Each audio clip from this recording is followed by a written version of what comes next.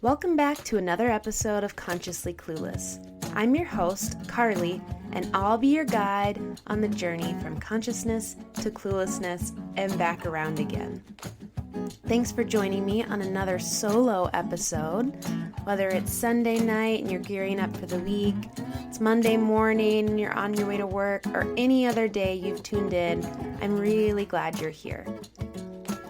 For the past couple weeks, I've been reading a review of the week from Apple Podcasts at the end of my solo episodes, but I thought maybe it would be a good idea to start with those good feels.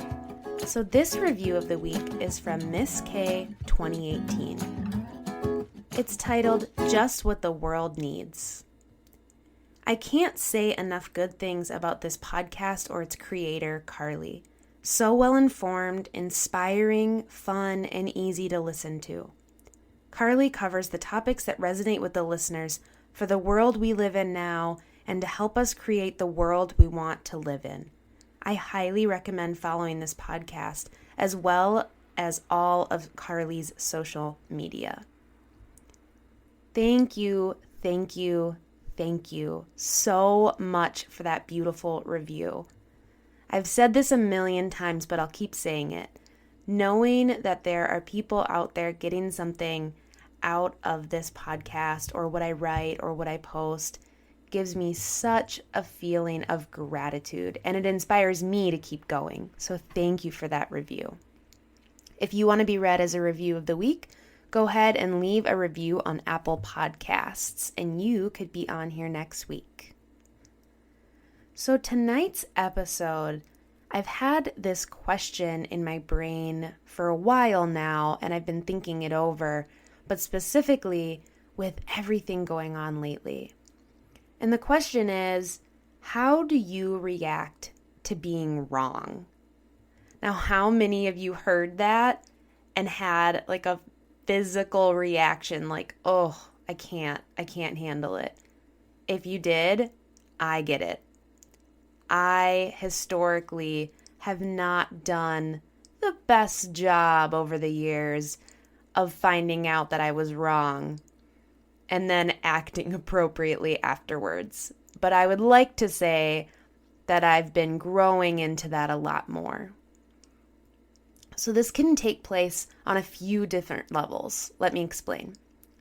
It might be in a relationship, whether it's romantic or it's a friendship or with family, when you find out that you're wrong. And being wrong, it doesn't have to be anything crazy. It could be that you were wrong about leaving the garage door open, or you were wrong about remembering to return a library book, or something like that. But how you react says a lot about the vibration you're in. How you react to finding out you're wrong says a lot about where you are. And I didn't really realize that for a long time. I'm trying to reframe being wrong with how lucky I am to have new information. This does not work all the time. Like, if that sounds really woo-woo, I get it.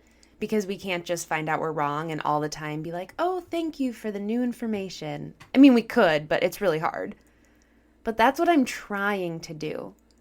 So, I didn't return the library book, and a friend tells me that, and I was so sure that I did.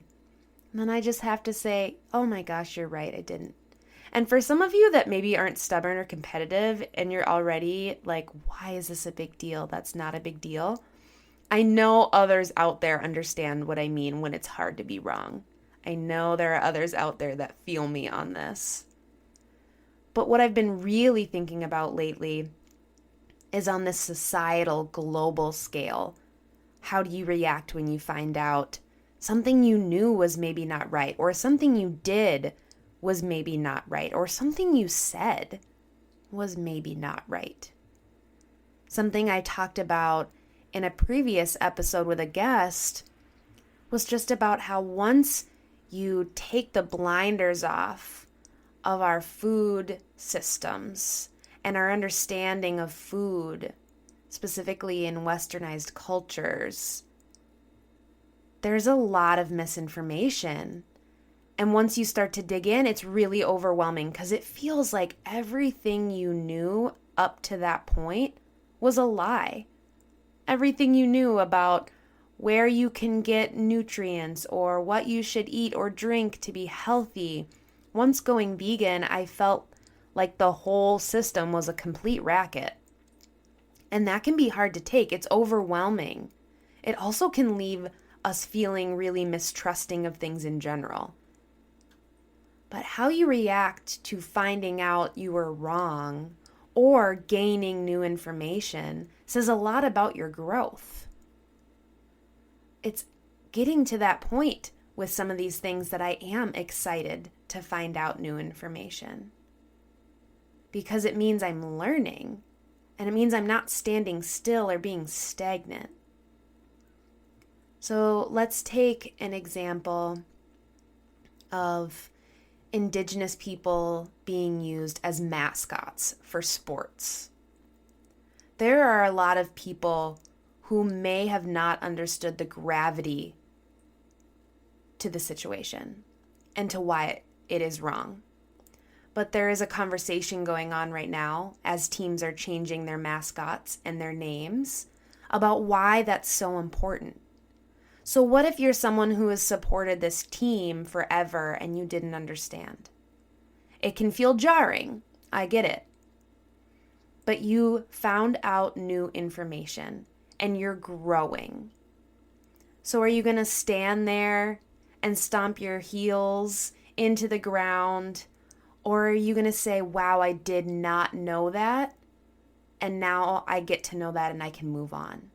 Because the scary part, when you find out these big idea, world-shifting views are changing, is to feel like it would be easier to just ignore it. Or it would be easier to just pretend it wasn't happening. It would be easier to fight it. Because change can be scary. Change can be really scary. But how you react to those situations says a lot about how you are doing in life in that moment. Finding out something you always knew was true is not true anymore, or something you always said isn't okay to say anymore. And the other part that's hard is to not get stuck in feeling like you're a bad person for the things you did before you knew. There's a quote that a professor of mine in college used to say all the time, and we'd make fun of her for how often she'd quote it, but now I think about it constantly. We are what we know, and when what we know changes, we change. I'm going to say that again. We are what we know, and when what we know changes, we change. Isn't that beautiful? We can only know as much as we know in that moment. But once we gather new information, then we change. Well, we can choose to change. That's the trick, right? We gain new information and we can either grow and shift with that information, or we can stand still. There are a lot of opportunities in the world right now to grow and to gain new information. And it can be overwhelming, but it can also be really, really exciting. Because that means that whether it's an individual level or it's a systematic level, we're learning. So how do you react to being wrong? I want you to think about that for a second. Think about the last time that you found out that something you said or something you knew or something you thought was true was wrong. What did that feel like in your body? Are you someone that can shrug it off, or are you someone that kind of internalizes that? So what do we do when we're being challenged? What do we do when something we thought was true turns out to be not true? The biggest thing for me is to pause. Before I have any sort of reaction, to pause. Notice what my body is doing. Notice what my mind is doing. Is that thought really need to come out of my mouth or no? Pause when you get challenged. It's okay to take a breath when you're being overwhelmed by information you never had before. Pause and then listen. Listen to the perspective you're hearing. Listen to the person who is helping you grow and change and shift and evolve. We should be different every single day because every single day we have a little bit more information about the world and about ourselves than we did the day before. That is so exciting because it means that we have another day. So how do we react to being wrong? It is scary, and I don't mean to downplay how overwhelming it can be when you are a part of systems in this world that have told you one thing, and now you're finding out that some of those things aren't true. Or how you've operated in relationships in the past has worked well enough, but you've reached the point where you realize those things just aren't true. Those aren't ways to get by. Those aren't ways to treat people. It can be scary. But we always have the choice. That's what I love about manifesting, is that it's co-creating your reality. So you have a big part in it. It's trusting the universe, but it's also taking that really intentional, daily, inspired action. You get to co-create your reality with the universe. It's like you have to be on the same team. You get to decide. It's a choice to grow. And it's also a choice to stay the same. It's also a choice to not listen. It's also a choice to stay in the same pattern, in the same place. But honestly, that only works for so long. That only works until it's painful to shift forward. It only works until it's like the world is screaming at you that you have to move along. You have to listen. You have to admit that you are wrong and move forward. And that process is painful. When you get to that point where there's no other way to move, that hurts. But you have a choice to do it sooner. You have a choice when you get that new information to pause and reflect and decide how you're going to move forward. It doesn't have to be immediate. It doesn't mean you take this information in like when your phone does an update and then you're good to go. It's a process. I don't mean to make it sound like you hear something new and then it's all good to go. When I first started learning about our food systems in this country, in the United States, I was very overwhelmed because it was jarring. I wasn't sure what to listen to. But pausing and diving in a little more made me actually feel more powerful. It's easy to feel powerless when you feel like you're wrong. But diving in and learning and taking action made me feel powerful, because that meant I was looking for more information to challenge what I knew. We should be around people in our lives that challenge us and that make us do that pausing and reflecting and listening.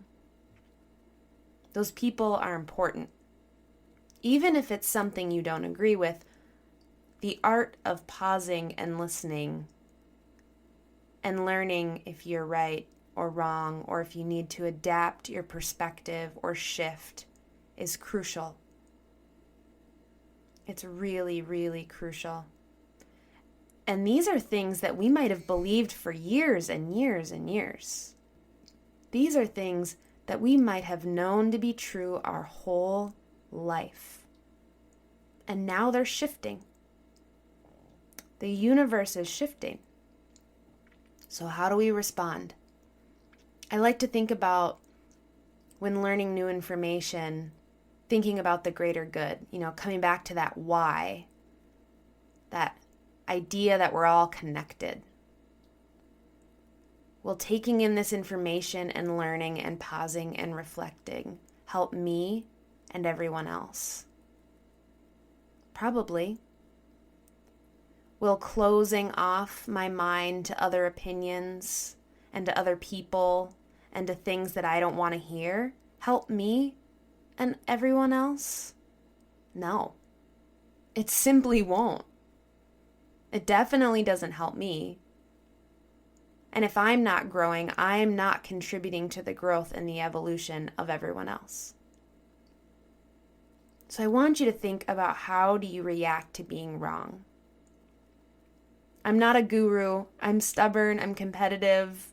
I still have my hackles up when people point out that I'm wrong on some things, but I have definitely come a long way in thinking about this really critically. There are so many opportunities for us to be learning right now. It's exciting. It's scary. We're having to listen to people who have been telling us there are problems for so long. We have to listen. We have to evolve. We can't use the excuse that's the way it's always been. That doesn't matter anymore. That doesn't go anywhere anymore. And most likely that's probably not even true. It's just a fallback so we don't have to pause and reflect and listen and think about how to move forward. It's a way to push it away. So my challenge for you this week is to think about how you react to being wrong, or how you react to new information that kind of blows your mind. Pay attention to how that feels. Pay attention to how you react. And pay attention to how you can learn from it. That's the good stuff. That's where we grow. Thanks, everybody, for listening to another episode of Consciously Clueless. I hope whenever you're listening to this, it's a little bit of inspiration for your day. I hope you are subscribed on whatever platform you're listening on. And if you want to help this platform grow, I would love for you to send this to a friend. Text it to them, email it to them, give them a call and tell them about this episode, whatever it is. And leave a review on Apple Podcasts. The more reviews, the more other people will see this. I really appreciate you listening, and I will see you in the next episode.